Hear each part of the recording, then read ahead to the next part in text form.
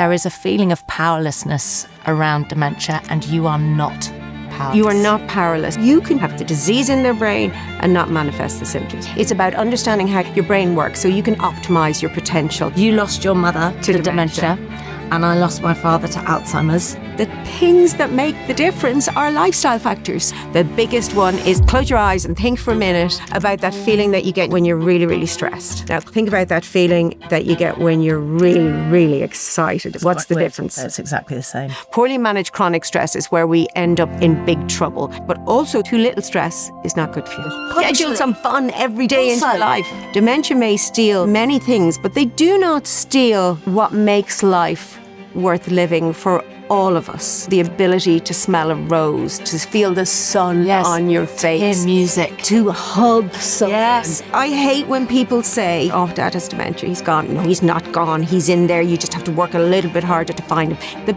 biggest piece of advice, if I was to give anybody caring for someone with dementia, is Dr. Sabina Brennan didn't disappoint. I think what she has gifted us all is a much greater understanding that we have power. We are not powerless when it comes to lifestyle changes and the influence that they can have on our risk of dementia and Alzheimer's. I always thought, oh, well, if it's genetic, it's genetic. What can you do about that? You can do a lot. And I learned so much. I thought I knew a lot already, but I learned so much from this chat. So I really hope you enjoy it. And do you know what I've remembered to say? Because we've been talking about Alzheimer's and dementia, and I was a bit worried that I'd forget that. Please, can you click like? It's very simple, and you don't have to pay anything to subscribe. It's free. So please subscribe, and I'll come to you every week. So nice to have you here, Sabina Brennan. So doctor. yes. Love that. Yeah, but call me Sabina. Would absolutely milk that. So you're so impressive to me because I read that you'd left school at 16, went to work in insurance. Yes. Then you got into acting. You did super well in acting. Then you decided to go to university in your 40s, which for me is something that so many people, including myself, would love to do at some point in their lives. But you did it. And I want to talk to you about manifesting a little bit later and how we can make these things just make happen. Yeah. But it's really good to talk to you because I think Still Me, which is your latest book, is the book that you've been trying to write for years. I've got goosebumps even saying the words Still Me. Yeah. Makes me feel emotional just saying Me that. too. You lost your mother to dementia, and I lost my father to Alzheimer's. Yes. And this is the book we wish we'd had. It is. Yeah.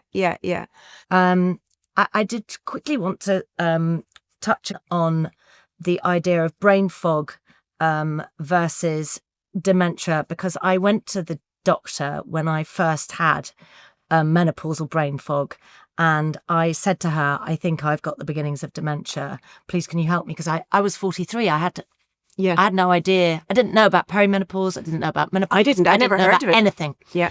And she said, no, you haven't got dementia. But she said, I think your inbox is full. Like, you've just got so much going on in your life. Describe it. And then later she said, actually, I think you might be perimenopausal. And then we started the journey. But it's quite frightening for a woman of midlife. Oh, yes. Right? It is, yeah. One of the first things that women say to me is, just don't feel myself. Yes. And that's the brain fog, right? Like, It is because we are our patterns of behaviour. That's our personality. That's who we are, how we predictably behave. And because of the hormonal changes that occur in menopause, you have estrogen receptors throughout your brain. And we tend to think of estrogen as just being associated with reproduction, but it's not. It's associated with so many other things and important things that happen in your brain, like neuroplasticity, neuroprotection, neurotransmission. It impacts on so many things. But brain fog can affect your memory function. It can affect your processing speed. It can affect your language.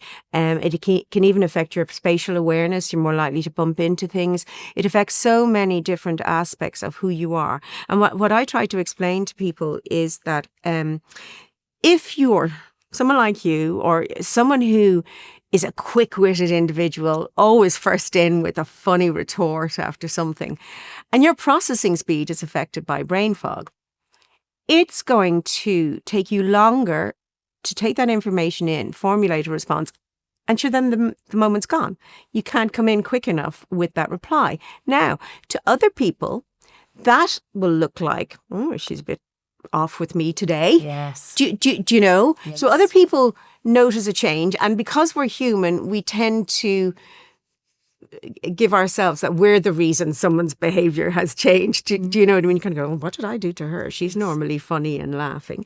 So that can be like a complete change. It can also be if you're in the workplace, someone who comes up with ideas, not able to do that. Planning, organisation. I mean, I know when I've had brain fog, and I've had brain fog numerous times for various reasons, I would say be going to Brussels and maybe for one night, and it could take me 2 hours to pack my clothes because I couldn't decide, well, what's the weather going to be like? Do I have to go out for dinner? What do I need to wear? And that just was massive. It's ridiculous. But that's what I mean about when you say people have problems planning or organising or making decisions, they're thinking about things like, oh, deciding whether to have a mortgage or what. But you can open the fridge and look at it and go, yes, I can't figure out what to have for dinner. Like, and that's scary, that sense of losing yourself. But basically, when it comes to who you are, your brain actually just writes the story of you. It just, you are, your sense of self is just a collection of information that your brain has put together based on information, opinions of other people, information that... Oftentimes, well, the reason the brain collects that specific information is that it had some sort of salience at the time. It resonated emotionally with you, or it meant something, or you associated with feeling really good or really bad. And so your brain gets this message, this is important, we have to hold on to this, yes. Okay? What the brain doesn't do is assess the validity of that information. Yes. It doesn't assess whether it's true or not, but it goes into the story of you, of who you are. And that is why that sense in menopause of feeling like you're losing yourself, it's awful. And I think it's probably one of those things that triggered my passion about ageism. Yeah. And I am very passionate about ageism, and particularly how it's, visited on women. Yes. Everywhere you go, if you go into a shop, it's like how not to look like me. Do you know what I mean? But it's even, it's kind of even more than that. And it speaks to things like dementia. The care that is provided, the supports that are provided, they're not the same as those that are provided to younger people who have cancer or various things. And I was talking to a journalist the other day who was interviewing me about Still Me, who is living the journey at the moment with her own mum. And she was just saying to me, why is that? Why are there no supports? I mean, we were just told mum had vascular dementia and that's it, go home. I mean, if your husband had a tracheotomy, you'd be shown how to change his dressing. I don't know if that was your experience with your dad, but you kind of are left. She was just left, yeah. You're just left with this really complex neurological condition that can be an enriching life experience, but it can be an incredibly stressful, challenging experience. And you can encounter some really challenging neuropsychiatric symptoms, and nobody tells you about it. Nobody gives you anything, which is why I am excited to have written that book. And that's actually really what transformed my life was while I was at university doing the research for, you write your PhD thesis. And so I was doing reading all the academic papers about how the brain changes with age. And, we were interested in, whether we could find any predictors of, what might show, say, when someone's 55, whether they might go on to develop dementia. You're kind of trying to characterize how does it change normally, and then, is there something that we can kind of find out? Because there are genetic pointers, aren't there, that you can have? Yes, so there is an allele, which is a genetic component, and you can have one or two alleles, and the risk changes whether you have one or two. But it's what's called in scientific terms neither necessary nor sufficient. So that what that means is the necessary part just means that you can have Alzheimer's disease without those, yeah. And sufficient means just having that allele doesn't mean you'll get dementia. So people have an allele. Interestingly, and this is what I think is exciting, the risk associated. So age is the biggest risk factor. Okay, it's a disease of later life. We can't change our chronological age. No. However, you kind of know you can kind of change your biological, your physiological age, your brain age in a way, right? So age is your biggest risk factor. There is no cure currently. There is a genetic risk, but it is small compared to the risk associated with modifiable risk factors. And I know you've major, had, right? Yes, this is huge. Major. This is so important for anybody listening or watching. Yes. Because I think there is a feeling of powerlessness around dementia, and you are not powerless. You are not powerless. So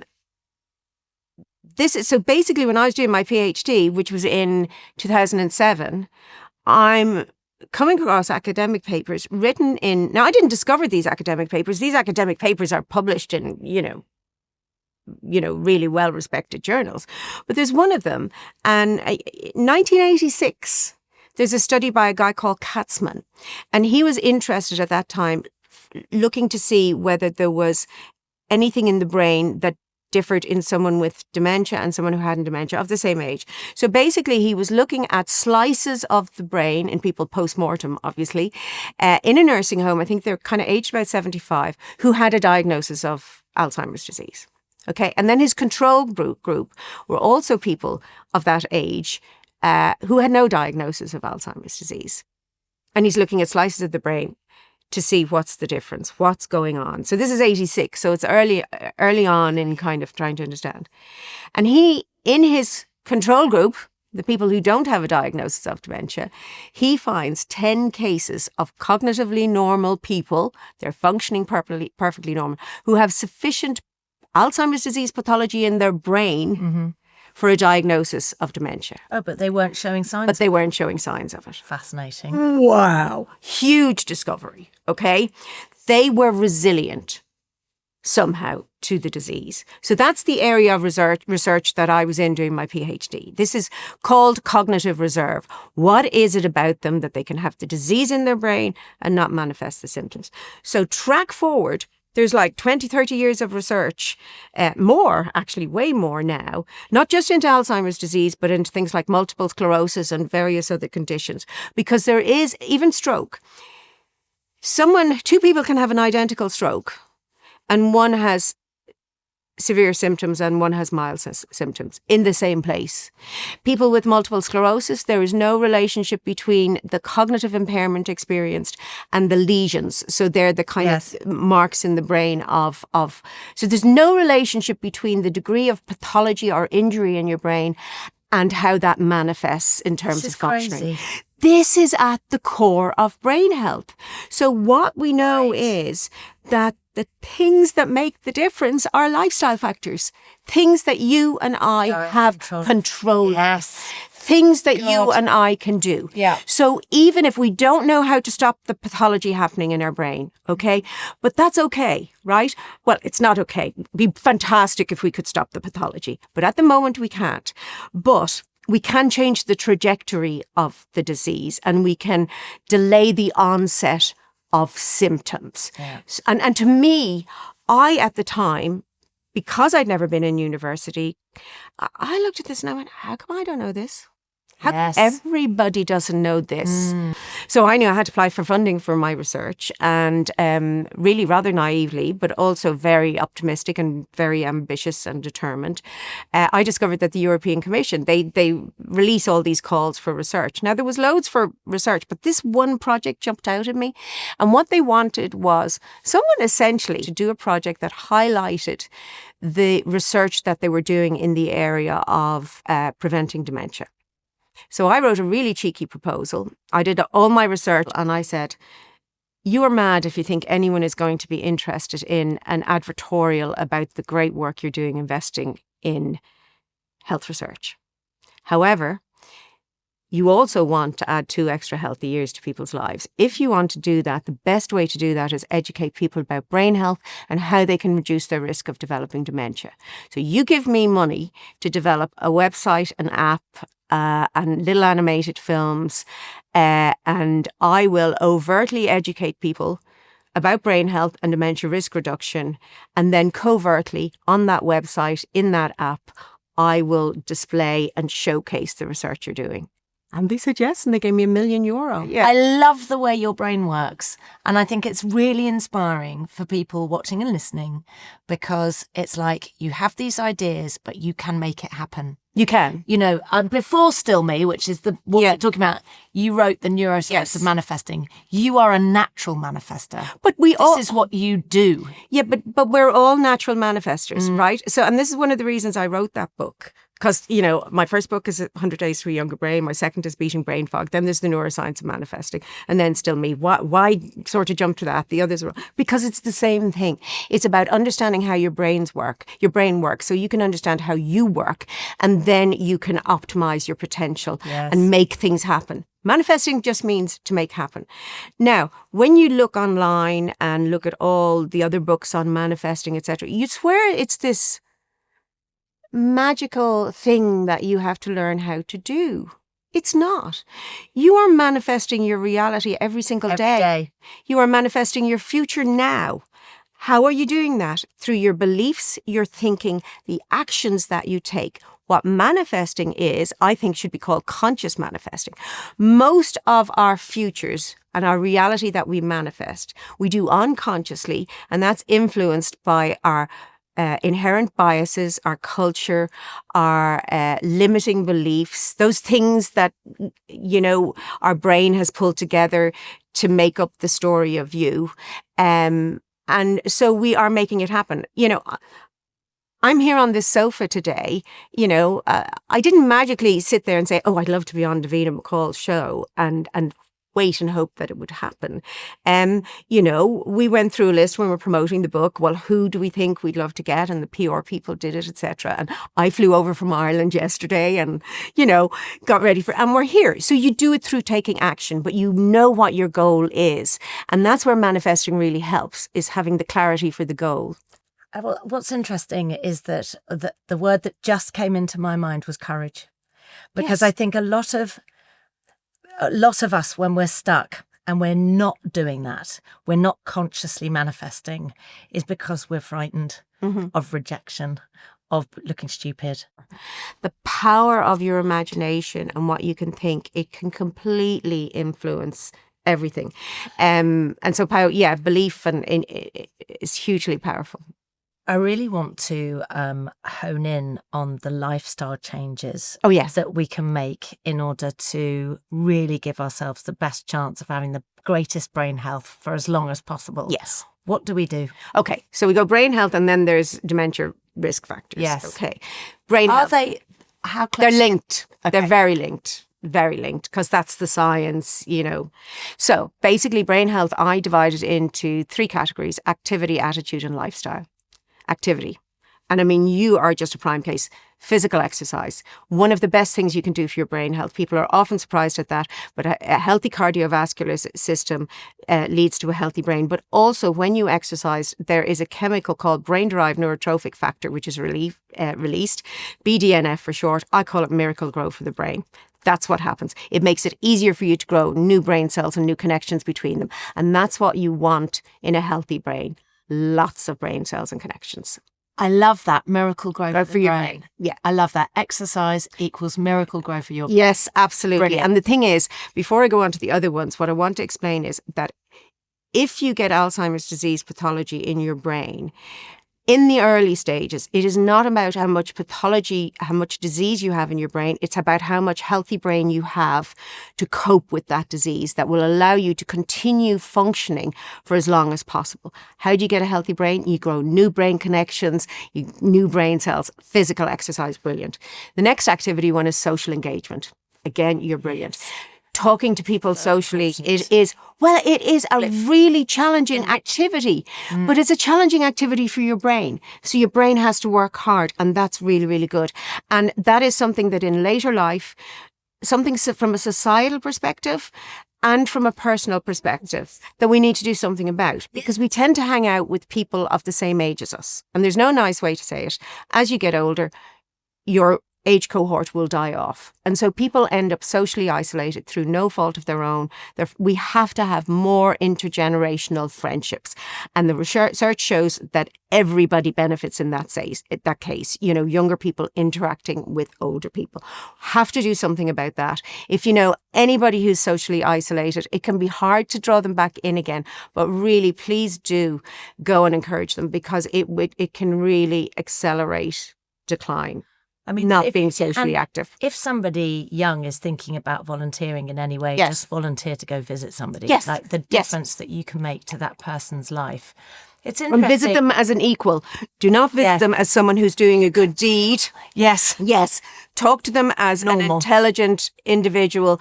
I did a research study a few years ago where I wanted to kind of do this payback thing. It got shortlisted for an award, actually, with all the IBMs and all that. Now, we didn't win, but I was just delighted to get it in there, because what I was looking at was a sort of payback scheme, whereas sort of a younger cohort of older people would visit an older cohort of older people once a week, and they would prepare a meal together and eat it together. That's it. That's it. What a That's all it lovely was. thing to do. And then if you did that, you paid it forward, so that when you're the one who's older, it's paid forward and someone does it for you. And basically it encourages social engagement, it encourages volunteering, but it also encourages good nutrition, because that's a biggie when we get older. A lot of people don't eat properly, but that's in the lifestyle one. I'll go to that one. But social engagement is absolutely critical. I mean, I've just thought of this now, but like I'm imagining at my age, I'm 57, and going to visit an 80-year-old and cooking a meal together. I'd love that. Yeah. And preparing a meal together and eating together. But I'd also love to cook a meal for a 24-year-old and not patronise them either. Go Yes. as like an equal to them. So I think for people, right, you have to start thinking outside the box about how to make this happen. But in the book, it was really funny because you go, and I'm not talking about just doing Sudoku and the crossword. No, because I love Sudoku, and it was really funny because I've been thinking, oh God, that's down the drain. Like, No. So when do Sudoku if you enjoy it, because doing things that you enjoy and have fun is really good. for you. Yeah. So the third, right? I'll finish this list. I'm terrible, but my dad just always do this. That's why I'm here. To keep me on track. I'm corralling you. Thank you. Sabina, what's the third one? Yes. Third one, go mental, I put it, and that is challenge your brain, learn something new, because that's when you harness neuroplasticity. And I just wish there was another word for learning, because it's got such connotations about education and school. And for a lot of people, a lot of negative. My husband left school at 15, he's dyslexic. And, learning, don't make me learn something. When you open a door for the first time, you're learning how to open that door. Your brain is learning how much pressure to put on that door, how much force you have to push it. So learning anything, it can be learning carpentry. It can be, there's nothing wrong with Sudoku and crosswords. However, once you're good at it, Comfortable. You got to push yourself to the next level. Go killer.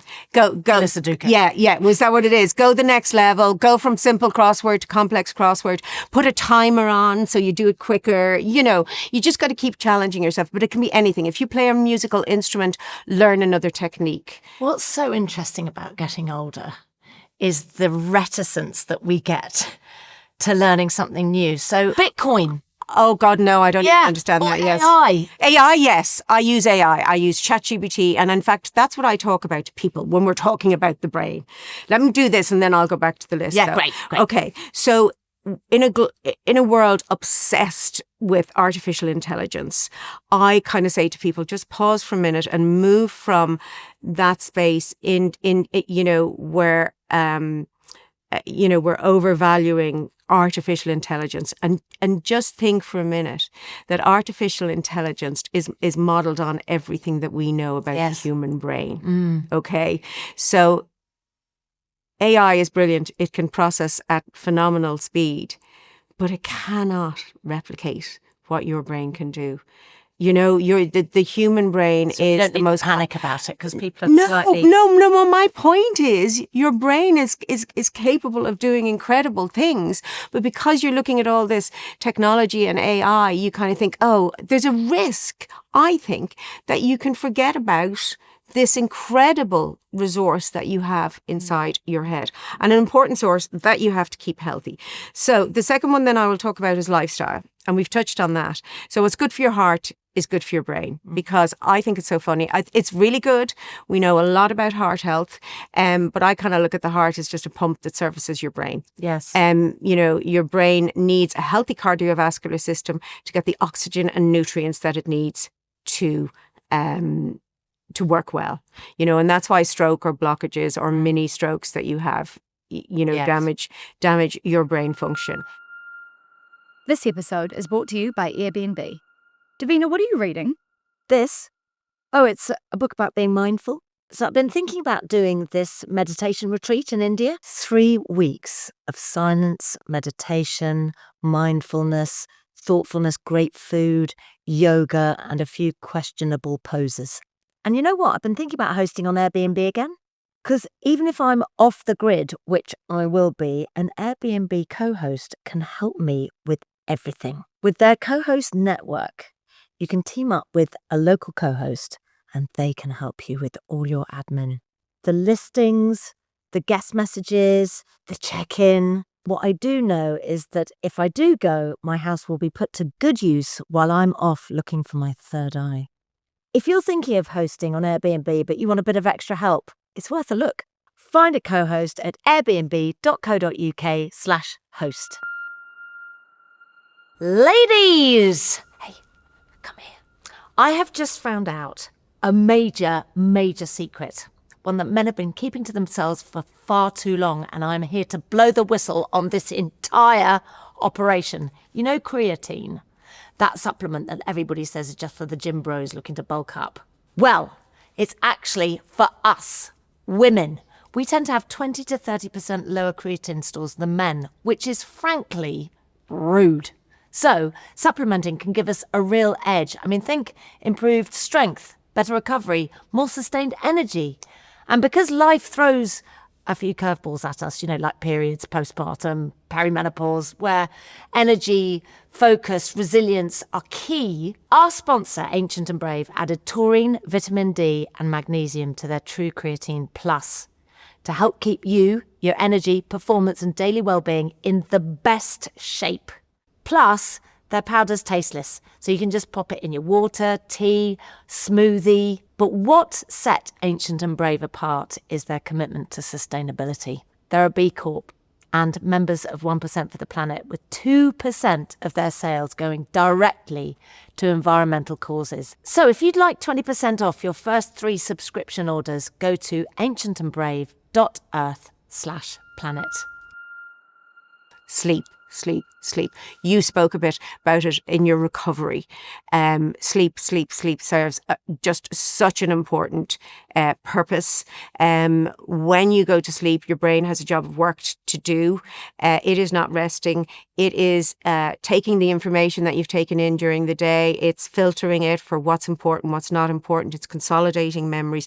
It's linking those new memories with your existing knowledge, experience, etc. You miss any of those stages in a night, and that part will suffer. It's where insight and ideas comes from, that linking of that information while you're asleep. But also when you're asleep, the brain is high energy organ, so it produces a lot of metabolic waste. You know about this from exercising, right? But when you produce metabolic waste in the rest of your body, it's, goes through your lymphatic system and is cleaned out. Your brain can't do that. The brain isn't on that lymphatic system. So your brain can't deal with the waste it produces while you are being you. It's using all its resources while you're awake for you to just stay upright, be who you are. Okay. So when you go to sleep, have you ever been in the United States where when they do their bin collection, their garbage collection, the cars have to park on the other side of the street so that the bin lorry can come along and take all that. So it's a bit like that. Basically, when you go to sleep, your brain can go around and it can start clearing all that metabolic waste away. And that's really important because toxins interfere with your brain's ability to function well. It's very vulnerable to toxins, but it's also very vulnerable to beta amyloid, which is one of the hallmarks of Alzheimer's disease. And that is cleared at nighttime when you sleep. Sleep, prioritize it. So important. Can I ask you something? How important is napping? Okay, so napping is really, really interesting. Okay, we definitely are what's called diurnal. We have a dip mid-afternoon when we would like to nap. Okay, so that's what we did naturally. I think the thing is, napping is good. You must do it strategically, however. Yes. Okay, so don't nap too late. Yes, so it affects your sleep. It affects your sleep at night, right? Because it will, decrease the chemical signals that tell you to go to sleep. However, napping strategically is very important, and if you feel like a nap every day, go for that nap every day. Basically, an important thing is the timing of when you take your nap, but also how long, the duration. Yeah. So this. So basically, no more than 15 minutes. And if you're going more than 15 minutes, then you need to go for 90 minutes, right? Oh my God, fascinating. If you wake up in between those two times, you wake up sleep drunk and you feel really, really awful. So some people who say to me, I can't nap, I just feel awful. And I say, well, that's because you're doing it for the wrong amount of time. Yeah. So 15 minutes can be enough. And that's why that, the drink driving. 15 minutes would be my favourite. I do a 10-minute when I'm writing a book mid-afternoon. I go, oh God. Set and the alarm. Do you set the alarm? I actually don't even really have to. Kind of just after the kind of 10 minutes, or else I switch an activity, or else I'll go out and do some gardening. Because if you change an activity, that can give your brain a rest as well. So yes, so that's it. Yeah, so 90 minutes is a full sleep cycle, so you can wake up refreshed, or 15 minutes, and you can, sleep debt, you have to repay it. So if you've lost sleep, that's what I say to people, nap strategically. If you're going to be without sleep or you're going to have a late night, have a little nap before you go out and schedule a nap kind of the next day or vice versa. But yeah, sleep is critical. It's just really, really important. And I mean, that's the thing then in menopause, when you talk about menopause and brain health. Yeah. And brain fog. I had perimenopause, was just hardly ever slept through the night. Yeah, and that's how mainly the impact. What we see, the symptoms we see from menopause are to do with estrogen, dropping, but progesterone plays a role in that it disrupts our sleep, but also progesterone ordinarily supports GABA release. It makes us calm and less anxious, and so we become more anxious. So the contributing factors to brain fog are the lifestyle contributing factors to brain fog are disrupted sleep, poorly managed chronic stress, poor diet. What else am I missing? Can I just ask you something just before we move on to the disruptives? Are those the three main things that can help?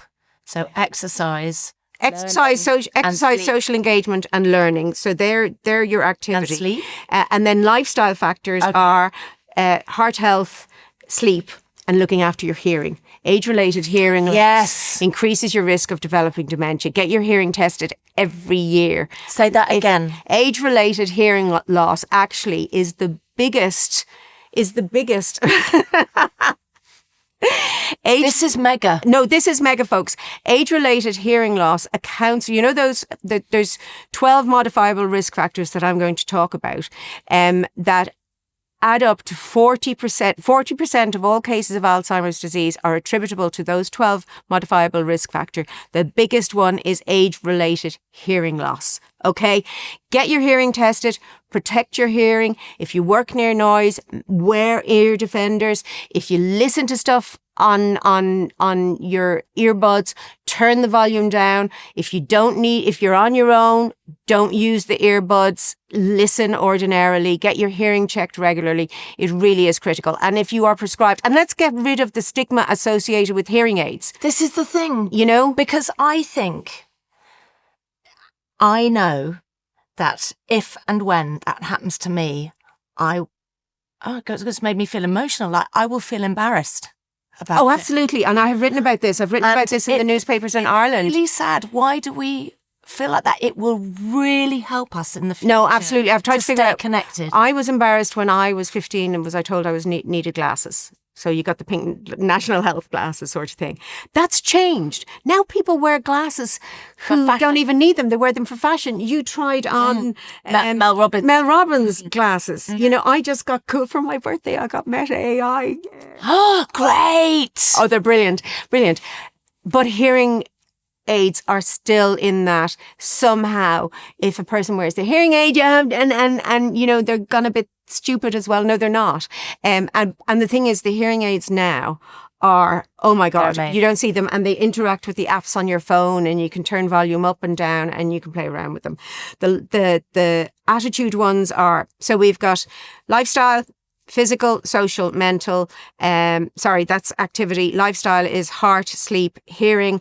And then attitude is manage stress. There's nothing wrong with stress. There is nothing wrong with stress. Okay. You need the stress response to reach the challenges, to learn new things, to do new things. But it has to be at your stress sweet spot.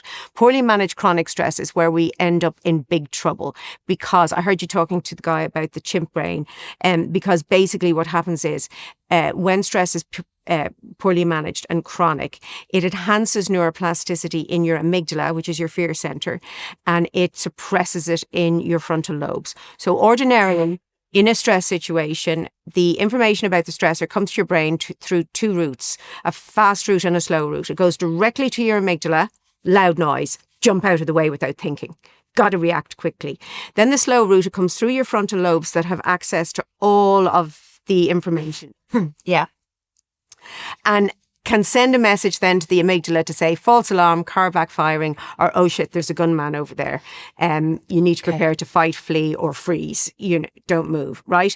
So your frontal lobes are meant to override your amygdala because they have access to all of the all of the information. When you become chronically, so at the end then there's a feedback loop that says turn off cortisol. We've dealt with the stressor. That gets broken when stress is chronically released. So cortisol is constantly released. And what happens is it makes the amygdala stronger. It gets bigger because neuroplasticity is enhanced. Your frontal lobes get weaker, and suddenly your amygdala is overriding everything that you do. So you're not thinking rationally, you're reacting reflectively, you are reacting through fear, you're not thinking through your actions, you're not assessing the full situation, and you start to see threat where there is none. So managing stress is critical. It also, and when I say it suppresses neuroplasticity, that means your brain is shrinking, that part. Similarly, it suppresses neuroplasticity in your hippocampus, which is a part of your brain involved in memory. So it will impact on your memory. So stress impacts on how your brain functions, but also the structure. It changes the structure on it. Also, which isn't talked about enough, too little stress is not good for you. If you have too little stress in your life, your brain cannot afford to waste energy on brain cells that aren't being used. And so through a process called apoptosis, it goes round and it clears them away, and your brain will shrink also. You have got to have just a right amount of stress in your life. You've got to be... Do we know what the right amount of stress is? That's quite interesting. Different for everybody, because for me, for some people going on a roller coaster is just incredible, amazing. Oh, it's kind of, not so sure about it. For some people going up on stage and talking or doing something like this, I love it. I love it. I need it. I do that. I can't sit down and do nothing. That makes me really stressed. Yeah. really stressed, because I start thinking about things and I get, that too much energy sort of thing. I think it really is about and what I say to people when I give talks is, okay, close your eyes and think for a minute about that feeling that you get in your gut when you're really, really stressed. Okay, now forget about that. Yeah. Now close your eyes. Think about that feeling that you get when you're really, really excited about something. What's the difference? Yes, I was just going to say it's exactly the same. It's the same. Yeah. What's the difference? How you've named it. Right. You've named one stress and you've named the other excitement. And that is critical. That's the power of your brain. You have the power to change all those things. And it really is quite simple. It's not easy. There's a difference between simple and easy. It's simple and straightforward. That's how I describe all these things.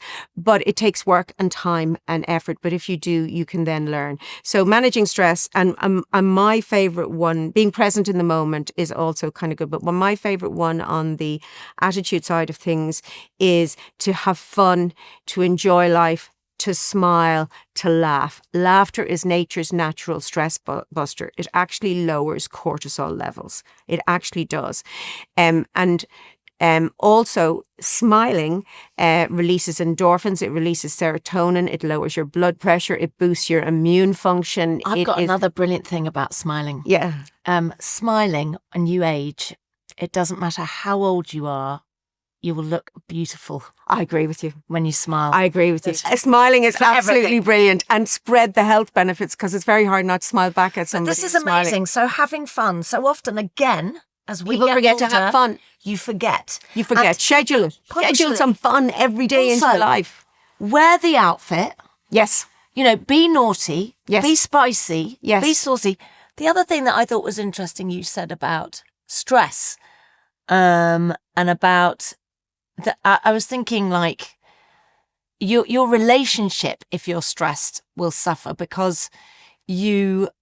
Everything's struggling. You'll interpret things differently. And also, like, love. Irritable. You're more Being irritable. intimate together is affected by stress. Yeah. You don't want to be intimate with somebody when you're stressed out. I have a headache. And I mean it really, I'm really, stressed. I have. Yeah, really I have. So moving on then to the risk factors for dementia. As I said, 12 modifiable risk factors. If we could eradicate them completely, we could get rid of 40% of all cases of Alzheimer's disease. There's 50 million people globally have Alzheimer's disease. That would be incredible. We are not going to eradicate all of those, but we can reduce the numbers, and we can, on an individual basis, be aware of the things that impact your risk for developing dementia and make choices. So a lot of them are related to cardiovascular health. So you mentioned that. Smoking, low levels of physical exercise, type 2 diabetes, well, that's metabolic, midlife high blood pressure. Get your blood pressure tested regularly. High blood pressure has no symptoms. You've got high blood pressure. Yeah. High blood pressure has no symptoms.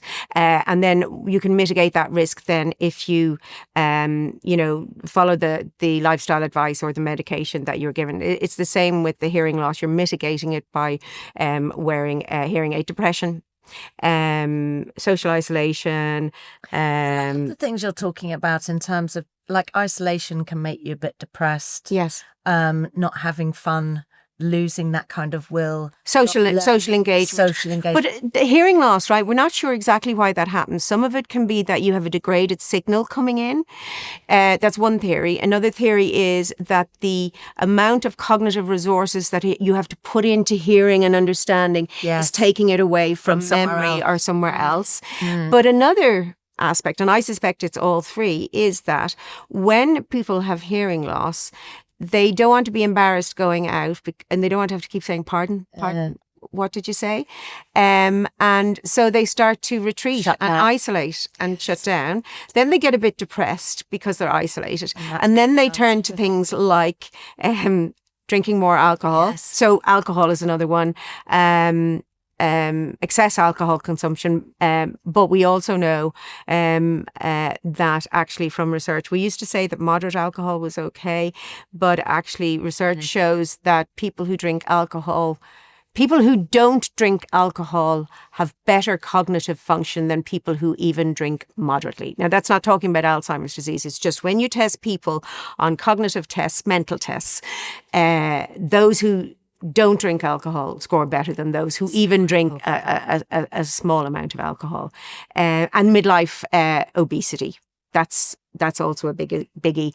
And I'm very hopeful that drugs like Ozempic and those kind of ones, when they can help people with type 2 diabetes and with obesity, that will help really reduce the risks. You know, the amount of people who go on to develop dementia. That's really, really important. Interestingly, about midlife obesity, that flips. Okay, in later life, if you are underweight and frail, that becomes a risk. So we got to keep healthy. You've got to keep exercising like you do. Muscle strength is absolutely critical, and so too is balance. Balance exercises. I'm always amazed by this. So this so funny. I was asked on a shoot the other day to stand on a little box on one leg, kick the front leg up and lean backwards. Oh gosh, that's hard. And close my eyes and laugh. And did you fall over? I was wobbly. I was really wobbly, and I was like, "Well, God, why am I finding this so hard?"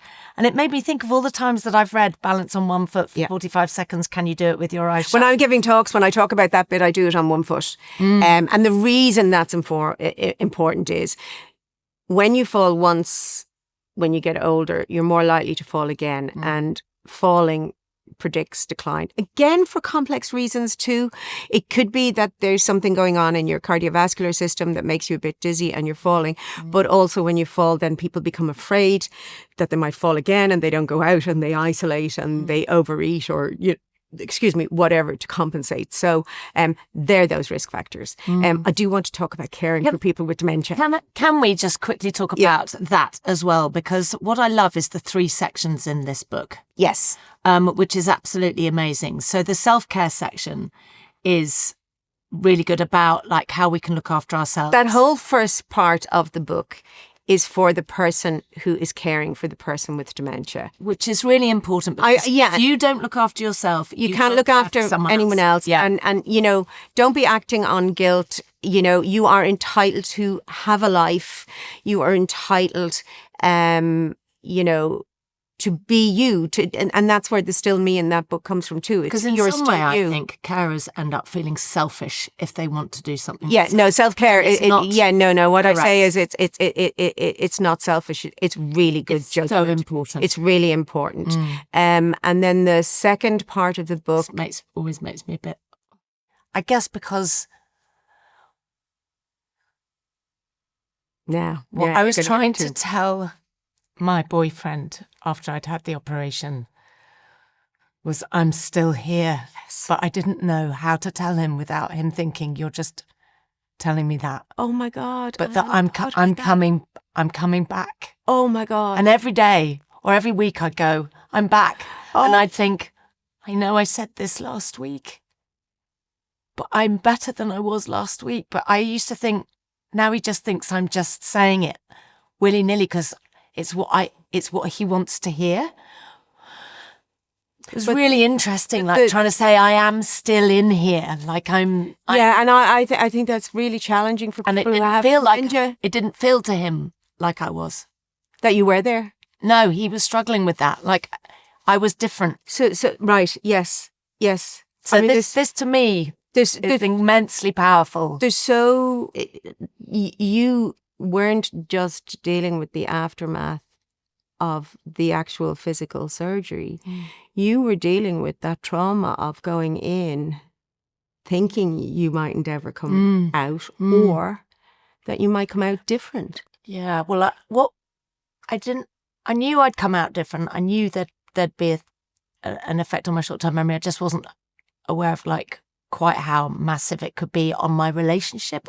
I was thinking I'd like to go back and give talks to anybody that has the same operation and go, it could be like this. Yes. And this is what you need to do about it. Do it. You're brilliant. Yes. No. I'd like to do that. But I also felt that it was a trauma, but it was such a gift. And I know you're this person that letting go, which is the hardest thing I think in the world to do, and I'm not really good at it, before I went on into the operating theatre, was the greatest gift I've ever been given, because I have let go of dying. Really? I am not afraid of dying. Really? No. Really? No. Wow. Okay. Oh gosh, that's kind of big, isn't it? That's it's kind of big. Such a liberating feeling. I suppose, like, in a way, it's funny. It's in this book, actually, I think, that I talk about, people talking about an afterlife. I don't mind. Yes. Yeah, believe whatever you want. But I kind of feel, well, if it's the absence, your brain is not there. So there's no suffering. There's no feeling, if you know what I mean. And do you follow any hospice nurses online? No. So they are amazing. So they talk about, and they film sometimes, at the end of life, people often go like that. Wow. Yeah. And it's like they see someone or something. It is a light. You say that about your mum. Yeah. As well. Yeah. About like going to see like people, like that it's okay, you're going on a journey. I think it's, I told my dad he was going to the best party ever. Did you? The hearing's the last thing to go. Yes, absolutely. And it's like, you are going to the best party ever. Like your mum's there, your dad's there. Yeah, I think people don't realise the very later stages are very different, very challenging. I think people with dementia should be out in the community more. There's nothing to be afraid. But this is what I love about this chapter, just bringing it back to the book for a moment. If anybody is out there and they know anybody or they are taking care of anybody, please get this book, because this chapter, Still Me, is what everybody needs to read. It is a great and deep understanding of what the person who has dementia is going through. Yeah. And what they are experiencing. And I wish that I'd had this book so much. And the last chapter, which was my absolute favourite. The last section then is all the things that live well. Do to live well. So look, people helpful. Think, I hate when people say, I'd say, how's your parents or whatever? Oh, dad has dementia. He's gone. No, he's not gone. He's in there. You just have to work a little bit harder to find him. He still feels love. He still feels depressed. He still has all of those feelings. You've got to work at it. And it doesn't matter whether they don't know your name or what you did yesterday. They know that if you go in and have a good time with them, they will be happy to see you. If you go in and keep criticizing them and reminding what they're missing and all that, they won't want to see you particularly, because they'll know they'll feel bad about themselves. So they are absolutely still there, and it's important to treat them with dignity, with respect. Yes. Your father is always your father. They're not a child. It's absolutely critical. Yes. What I wanted to say there, because you were talking about the last chapter. The last chapter is, I talk about maximizing the good stuff. Do as much of the good stuff as you can, minimizing the tough stuff. There is tough stuff, and there's stuff in there. I don't need anybody to read about it unless they encounter it, because you don't want to depress yourself reading it. You may never encounter it. Yes. And then it is really just, it's just maximizing, making the most of what you got, maximizing. The thing is, dementia may steal many things, but they're only stealing aspects of your cognitive function. Might be memory or language or whatever. They do not steal what makes life worth living for all of us. Yeah. They do not steal the ability to smell a rose, to feel the sun on your face, to hear music, to hug someone. Yes, physical touch is such a big one, isn't it? It doesn't. So you can do all those things with your loved one when you have dementia, and you can do it if you're caring for someone with dementia. And in fact, the thing about dementia is the biggest piece of advice, if I was to give anybody caring for someone with dementia, is to be present in the moment with the person. Yes. Forget about the future, forget what was or what might have been.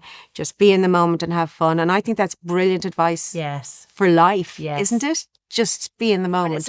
It's so interesting, because my dad ended up being very much the person that he was when he was alive. The things that he loved were the same. And the thing that my mum loved the same. She loved music. Yes. My mum changed, and this is an interesting thing, and I'm not the only person who has experienced this. My mum and I did not have a great relationship really throughout our my childhood, my teens, we had a very appropriate relationship. I visited as we should and all that. We were never best friends. No. I always envied people who had a mum who was best friends. Yes. Never had that. My mum was very controlling, and my mum could also completely withhold her love. So as a child, if I did something that she didn't like, she could not talk to me for 6 weeks. Oh. Like, she really just Punished. could really withhold. But and she also, which is why my family completely fell apart. I think if you're a strong family together, when someone has dementia, you can become stronger and closer. I think if you're fractured and dysfunctional, as my family were, it's very hard to get through that dementia journey. And that's why I share that in the book. Like, this is not a book me saying, hey, look what I did caring for dementia. This is a book that I wish I'd had. Me too. And here's the mistakes I made, and here's the things I did that actually kind of worked. But I didn't do all perfect stuff. And I cared for mum, but I wasn't able to give up my job to care for my mum. I wasn't able, I was putting my kids through university. We had a mortgage. Well, this is what happens, isn't it? When Yes, but age. whatever amount of caring you're doing is still caring great. for that person, and it makes a difference. But our family sort of fell apart. But what was really interesting with mum with dementia was that the dementia took away all those. It took away expectations. It was just, we were there in the moment, and we were just having fun in the moment, whether it was singing nursery rhymes. Healed you in a weird way. It healed your kind of relationship. did. We had a much, because there was things like, I remember disclosing something to my mum that had happened that an uncle had done. Oh, God's sake, not you as well. Your sister said that. God's sake. And that was it, like. Do you know? So there was a lot of things, but I do think that when you're in something like that, it can make you realise that actually they don't matter. This is what matters now.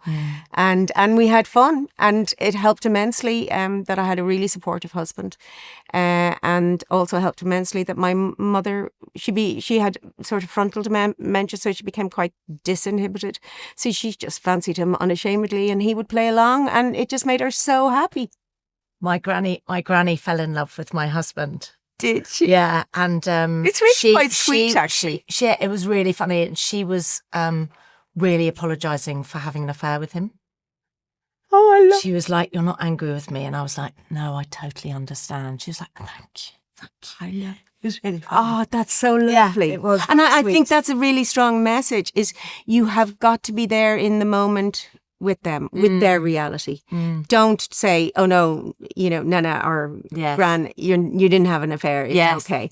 And I think it's just acknowledged. So my mum would have moments of insight as well. So when mum had delirium in the first instance, that's kind of what accelerated and brought the dementia to core from a urinary tract infection. It's really important. If you're older, can I say this? This is a message, I think. This is really big. Public health services, this would just make a huge difference to the number of people who accelerate their journey on dementia. When we get older, our capacity to mount a temperature is not as good as it was before. A lot of older people think you're not sick unless you have a temperature. You can have a really severe urinary tract infection and not have a temperature. So that's what happened to my mum and thousands like her. Drink water. And they're often, people with dementia have to be reminded to drink and to eat. And my mum loved going into town every day. That was kind of her social thing. And mass in the morning time. And she just was peeing all the time. So she said, feck that, I can't even get into town. So she stopped drinking tea, water, coffee. Right? So when then your brain becomes dehydrated, your brain is a really thirsty organ. Forget about even if you're older, drink water. Your brain needs water because cytokines gather in your brain and they cause delirium. So my mum got acute delirium into hospital, and basically delirium can resolve. If you got a severe infection and you got delirium and you're fit and you're strong and you're healthy, it may last a couple of days, could last longer, but it will resolve and come out. If you have any underlying mild cognitive impairment or are already slightly starting on that journey, delirium will just completely accelerate that. It's quite frightening. It's very frightening. My granny was in her 90s. She was trying to escape, trying to climb out of a window. It was That's what happened to me. My mum, I'd been on the phone to her and she asked me would I meet her for coffee, and I said I can't, I've meetings all day, but I said tomorrow's Saturday, I'll meet you for coffee.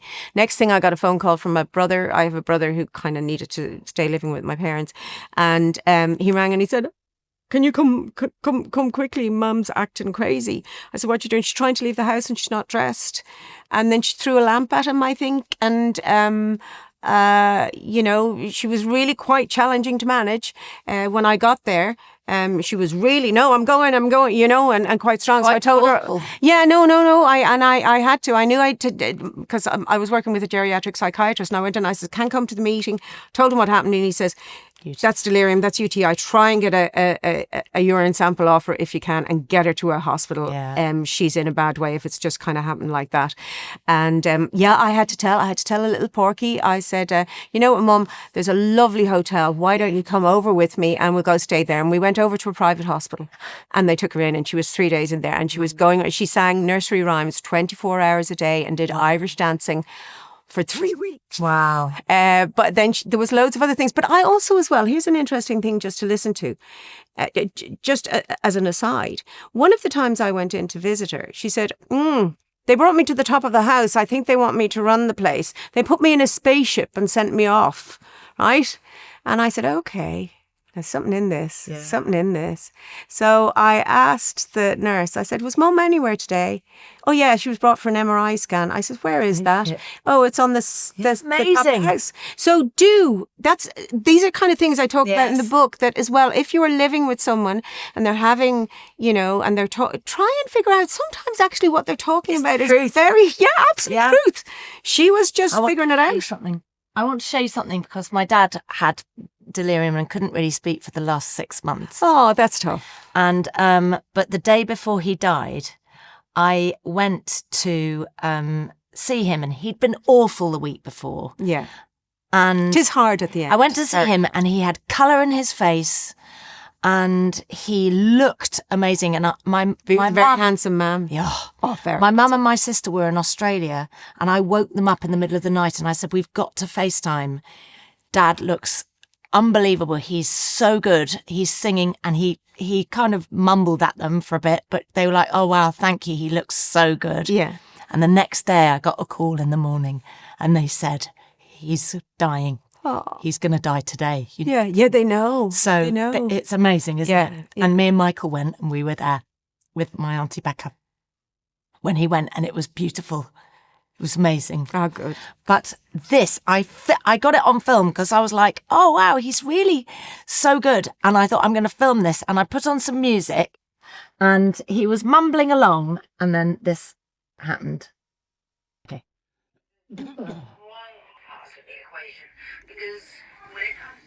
Hello, Daddy. I love you. No, what? I love you. I love you too.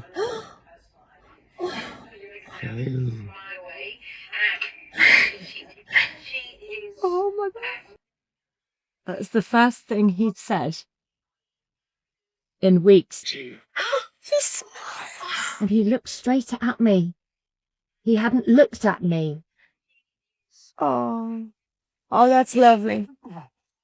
That's so lovely. Yeah, and my mum as well, because when you get to the end, I don't think people realise, but it's hard to swallow, start to eat. Yes. And they start to drown, Yes. and my mother was just bones in the bed. So there is a release, and they keep getting pneumonia, and they keep making them better. And I kind of go sometimes, you know what? Yes. Maybe pneumonia is just a kindness of nature to say, to say the end. But my mum, I write about this in the book because, again, it was a big mistake that I made.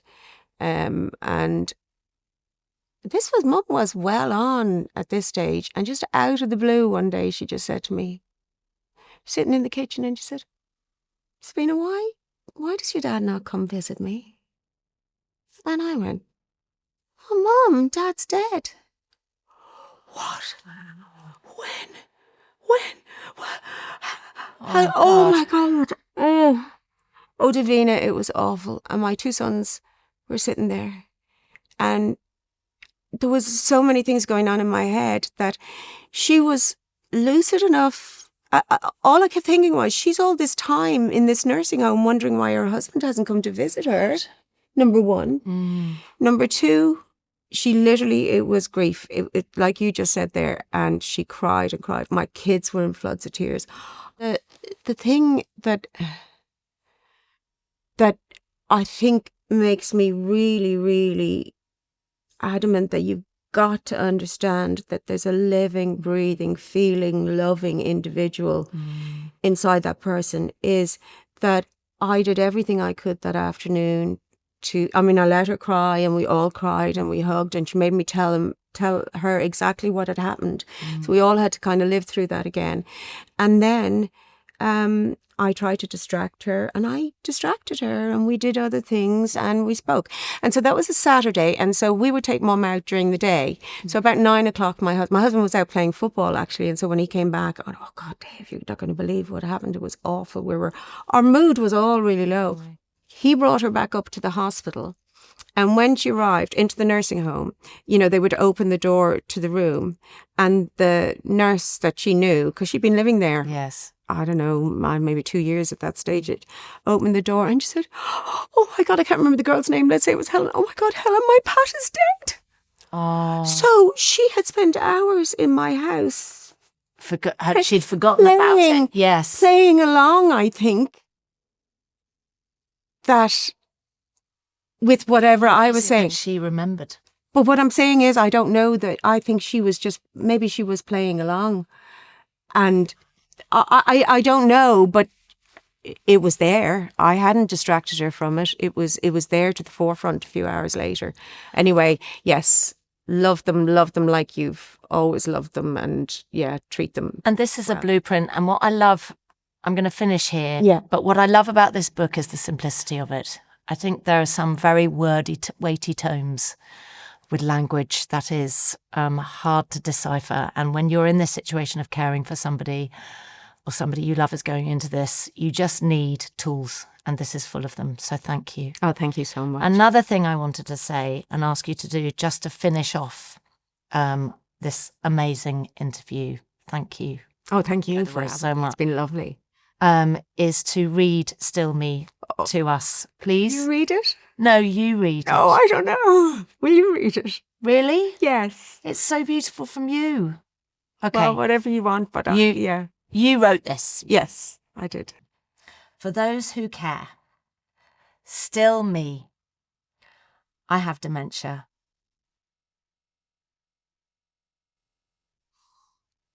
And I am still me.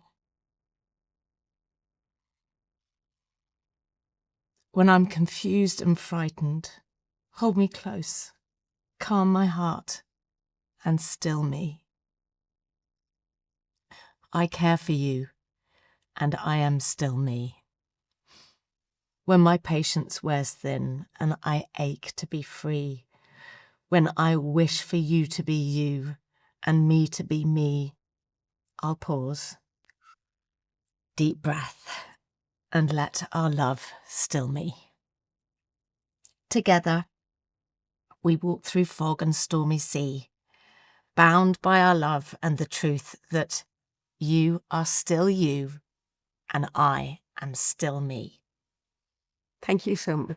Oh, do you know, that's your book, isn't it? In a nutshell, chapter 1, chapter 2. It kind of is, really, yeah. And chapter 3. Yeah. But honestly, let's shout about this a lot. This you. is so great. Thank you so much for coming. And actually also loving this. What got you here was this. No way.